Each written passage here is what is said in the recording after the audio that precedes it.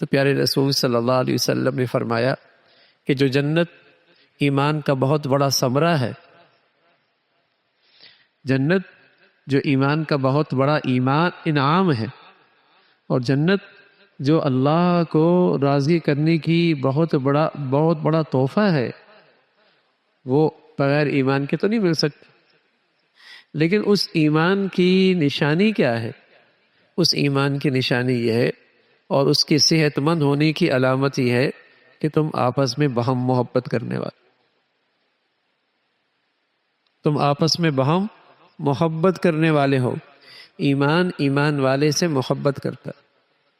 یہ رشتہ ایمان ایسا ہے کہ کہیں بھی دنیا میں ہو، اگر واقعی دونوں طرف ایمان کی سچائی ہے تو وہ ایک دوسرے سے محبت ہے، وہاں کوئی وطنیت رکاوٹ نہیں بنی، اور کوئی لسانیت رکاوٹ نہیں بنی، اور کوئی رنگت رکاوٹ نہیں بنے گی، اور کوئی قومیت رکاوٹ نہیں بنے گی، اور کوئی اور جماعتی گروہ بندی رکاوٹ نہیں بنے گی۔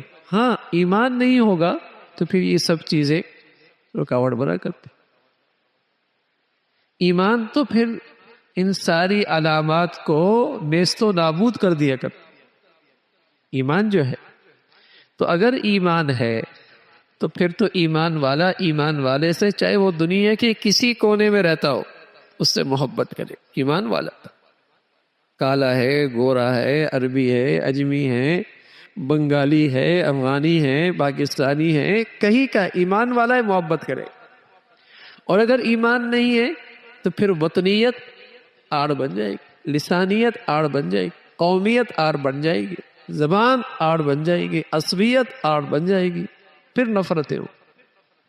ایمان نہیں، ایمان کے ساتھ ان چیزوں کی کوئی حیثیت نہیں ہوتی، بلکہ ایمان تو ایسی چیز ہے کہ اگر یہ ایمان نہیں ہے اور اولاد کافر ہے، اولاد کافر ہے یا باپ کافر ہے اور سامنے والا ایمان والا ہے، تو ایمان والا باپ کو چھوڑ سکتا ہے، ایمان والے کو نہیں چھوڑ سکتا۔ ایک غزوے میں ایسا ہوا کہ ایک لشکر میں مسلمان اور مسلمانوں کے ساتھ ایک نوجوان، اور دوسرے لشکر میں کافر، دوسرے مسلمانوں کے لشکر میں باپ اور کفار کے لشکر میں بیٹا مقابلے پہ آئے۔ جنگ ختم ہو گئی، بیٹا کہتا ہے ابا آپ کئی مرتبہ میری تلوار کی زد میں آئے، کافروں کے صف میں تھا، لیکن میں نے چھوڑ دیے۔ باپ کہنے لگے بیٹے اگر تم میری تلوار کی زد میں آتے نہ بچتے، اس لیے کہ میں ایمان والوں کے ساتھ۔ تو ایسا تو ہو سکتا ہے کہ خونی رشتے ہیں، ایمان کا رشتہ وہاں ختم ہو گیا، وہاں محبتیں ختم ہو جائیں گی، لیکن دوسری طرف ایمان ہے تو یہ اس کے ساتھ کھڑا ہو۔ ایمان کی طاقت خونی رشتوں سے بھی بڑھ جایا کرتی، ایمان کی طاقت خونی رشتوں سے بھی بڑھ جایا کرتی ہے، لیکن بشرطیہ ہے کہ ایمان ہو۔ اور ایمان کی علامت ہے ہی یہی، اس کی نشانی یہی ہے، حتی تحابو، تم ایمان والے آپس میں ایک دوسرے سے محبت کرو۔ یہ نہیں کہ یہ تو برمی ہیں اور یہ تو افغانی ہیں اور یہ تو پاکستانی ہیں اور یہ تو بنگالی ہے اور یہ تو اجمی ہے اور یہ عربی ہے۔ یہ بدبودار نعرے، یہ بدبودار نعرے ہیں۔ یہ نعرے اور یہ عصبیت وہاں آتی ہے جہاں سے ایمان رخصت ہو جاتا ہے۔ ایمان والا تو ایمان کو دیکھتا ہے، وہ تو ایمان کو دیکھتا ہے۔ اس لیے جہاں بھی دنیا میں ایمان غائب ہوتا ہے وہاں مسلمانوں کو آپ کو تنقید کرتے ہوئے، نفرت کرتے ہوئے نظر آئے گا، حقیقت میں اندر ایمان نہیں۔ جہاں سے ایمان رخصت ہو جاتا ہے وہاں آپ کو یہ نفرت نظر آئے گی، اور وہاں مسلمانوں کے زیادہ مخالف اور مسلمانوں سے زیادہ نفرت اور کفار سے زیادہ دوست۔ وہاں کفر کافروں کو قریب کریں گے، مسلمانوں کو دور کریں گے۔ مسلمانوں کی تعریفیں اور کافروں کی تعریفیں اور مسلمانوں پر برائیاں اور تنقید۔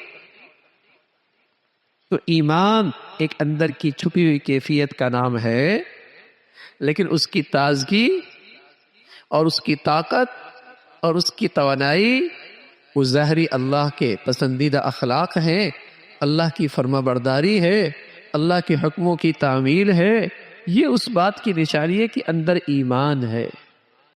اس لیے رسول اللہ صلی اللہ علیہ وسلم نے فرمایا وَلَا تُؤْمِنُوا حَتَّى تَحَابُوا، تمہارا ایمان صحت مند نہیں ہو سکتا جب تک کہ تم آپس میں باہم محبت نہ کرو۔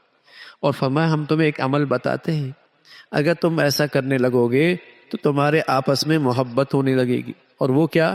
جب بھی تم ایک دوسرے سے ملو تو دل سے ایک دوسرے کو دعا کیا کرو، اور وہ دعا کے کلمات کیا ہیں؟ السلام علیکم، اللہ تمہیں سلامتی عطا فرمائے، السلام علیکم، اللہ تمہیں سلامتی عطا فرمائے، ورحمۃ اللہ وبرکاتہ، اس کی تم پہ رحمتیں ہوں، برکتیں ہوں۔